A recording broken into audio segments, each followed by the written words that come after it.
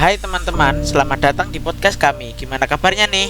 Semoga kabar kalian baik selalu ya.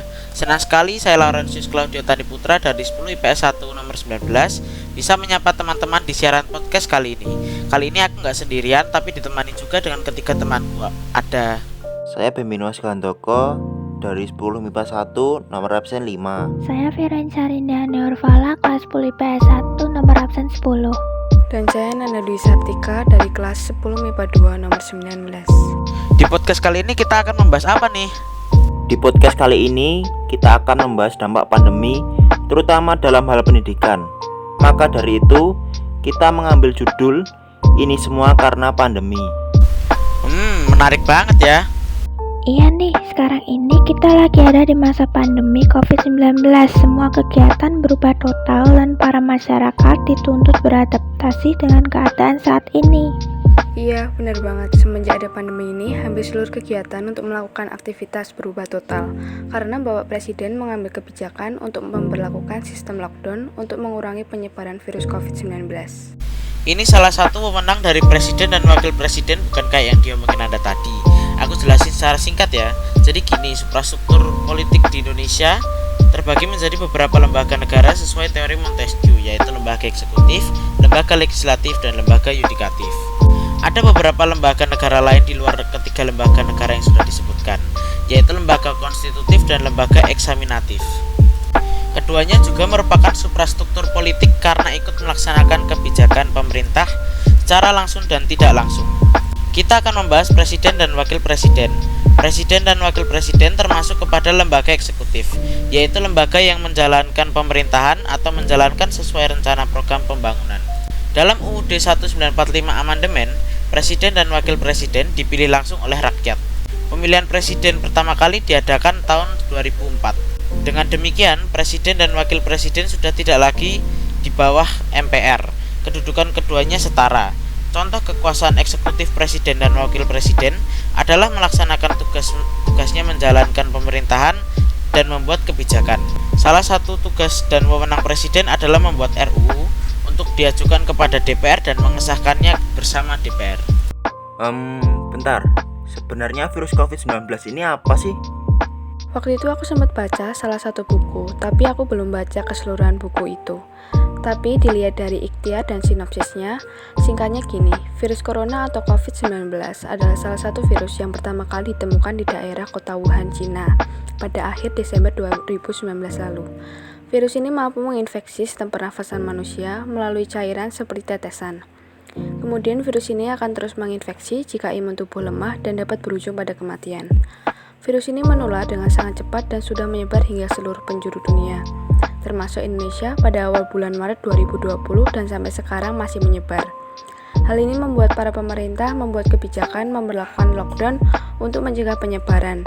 Kini hampir di seluruh dunia melakukan aktivitasnya seperti bekerja, belajar, dan lainnya dimulai dari rumah. Iya benar, maka dari itu Bapak Menteri Pendidikan terpaksa memutuskan untuk kegiatan belajar mengajar dalam metode belajar dalam jaringan atau daring. Siswa dan guru dituntut untuk aktif dalam pembelajaran agar tercipta suatu keefektifan. Sistem pembelajaran menggunakan komputer atau handphone yang terhubung dengan koneksi internet. Media yang digunakan pun seperti WhatsApp, Instagram, YouTube, dan lain-lain. Tapi muncul permasalahan bagi para siswa. Mereka harus belajar dan menggunakan kuota yang mereka miliki, sedangkan di masa pandemi ini banyak masyarakat atau bahkan orang tua mereka terdampak dalam segi ekonomi dengan adanya pandemi ini. Bener banget, banyak orang yang terdampak dengan adanya pandemi ini, seperti halnya para pengrajin batik di daerah Kauman. Hah? Di Solo ada daerah pengrajin batik? Iya, ada. Daerah wisata Batik Kauman adalah salah satu tempat wisata yang terkenal akan batiknya. Di sana banyak orang pengrajin batik sehingga di sana pun banyak batik-batik yang dijual untuk dibeli para wisatawan. Tempat wisata Kauman bergerak di bidang industri kerajinan batik yang memproduksi beberapa macam batik. Kerajinan tersebut meliputi batik tulis dan batik cap. Di era global seperti saat ini, para usahawan diharuskan untuk meningkatkan efisiensi serta efektivitas proses produksinya agar dapat meningkatkan daya saingnya. Persaingan di dunia global saat ini tidak hanya menuntun usahawan untuk memproduksi barang sebanyak-banyaknya, namun bagaimana produsen barang tersebut tepat dalam metode perhitungan harga produksinya. Apabila perhitungan harga pokok produksi kurang tepat dalam perhitungannya, maka yang akan terjadi adalah harga barang produksi terlalu mahal sehingga produk tidak diminati konsumen. Sebaliknya, apabila harga terlalu rendah, memang akan menarik minat konsumen untuk membeli produk hasil produksi perusahaan. Namun hal ini menyebabkan hasil penjualan tidak dapat menutup biaya produksi. Apabila keadaan ini terus berlanjut, maka dapat menyebabkan kebangkrutan. Oh, kauman batik itu ya, aku pernah menemukan di salah satu artikel dan keren deh karena aku nemuin itu di salah satu blog internasional. Aku bacain artikelnya. The city of Solo has a unique charm as a tourist destination in Central Java, Indonesia. Among other things, a village called Kauman, which contain heritage assets recognized by the world, namely batik. In Kauman Batik Village, not far from Clever Market, there is a production of hand-drawn batik, stand batik, and combination batik, like rattan and stem, typical of Solo batik. This village is located in Kauman, Clever Market, Surakarta, Central Java. Kauman has been used as a batik tourist village in Solo since 2006. As a tourist village, this village also provides various places that tourists can visit, including batik house, batik showroom, batik training place, research and development of batik products, as well as a batik collection museum.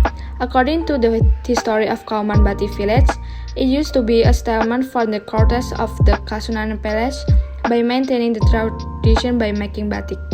Daerah itu cukup dekat dengan rumahku, kira-kira 5 km di sebelah barat dari arah rumah. Ada toko pakaian Sukarame 5 km di sebelah barat Kauman. Di bagian timur 4 km dari Kauman ada Keraton Kasunanan Surakarta.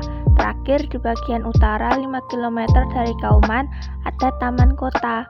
Apapun destinasi pilihannya mau di utara, selatan, barat maupun timur, jarak yang ditempuh itu nilai-nilai mutlak, alias nggak mungkin minus atau di bawah 0. Misalnya kalau kamu pergi ke toko pakaian Sukarame, walau di situ ada tulisan minus 5, tapi tetap aja kan nilai jaraknya 5 km karena nilai mutlak merupakan jarak suatu bilangan ke bilangan 0 pada garis bilangan real. Oh, jadi nilai mutlak itu selalu bernilai positif ya? Iya, benar banget tuh.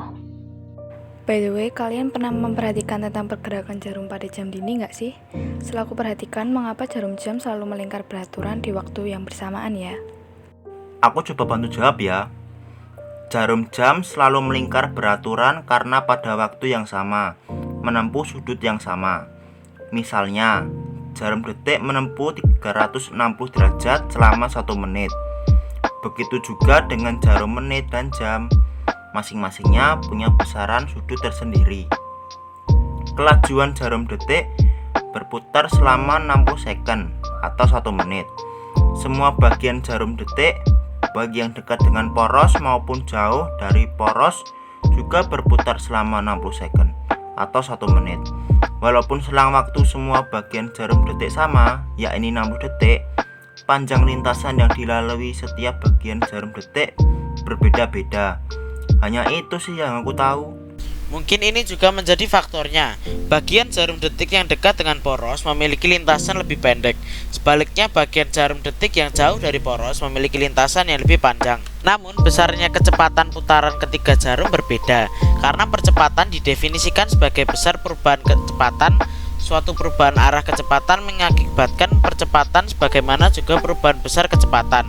Dengan demikian, benda yang mengelilingi suatu lingkaran terus dipercepat, bahkan ketika lajunya tetap konstan gitu.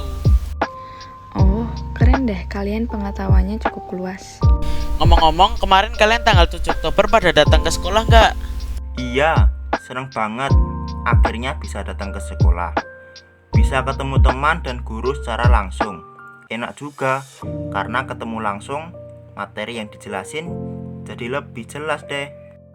Aku juga senang banget bisa datang ke sekolah walaupun banyak sekali aturan yang harus dilakukan seperti harus mendapatkan persetujuan orang tua, memakai masker, cuci tangan, menjaga jarak, dan masih banyak lagi.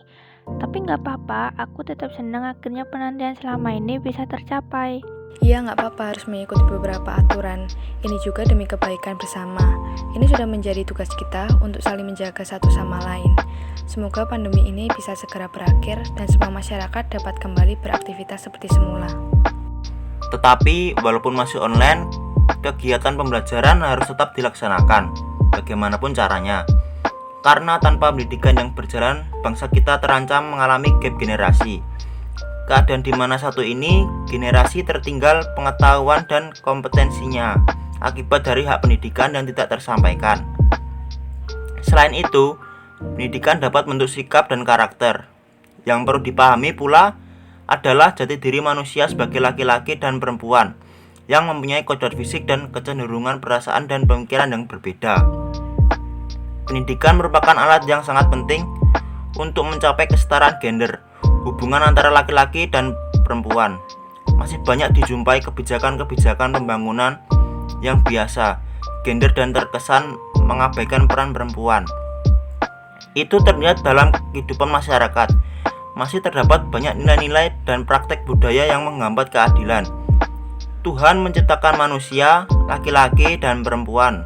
Baik laki-laki maupun perempuan memiliki sifat-sifat biologis dan kejiwaan yang khas. Perbedaan laki-laki dan perempuan merupakan keindahan ciptaan, yang keduanya saling membutuhkan untuk mewujudkan karya keselamatan Allah. Perempuan memiliki kelebihannya sendiri, demikian juga dengan laki-laki. Allah menghendaki manusia, baik laki-laki dan perempuan saling menghargai, saling membantu, dan saling melengkapi. Karena laki-laki dan perempuan diciptakan sederajat. Di masa seperti ini, tugas guru yang tidak boleh berhenti mengajar sama pentingnya dengan para pekerja kesehatan yang berusaha menyelamatkan nyawa para pasien.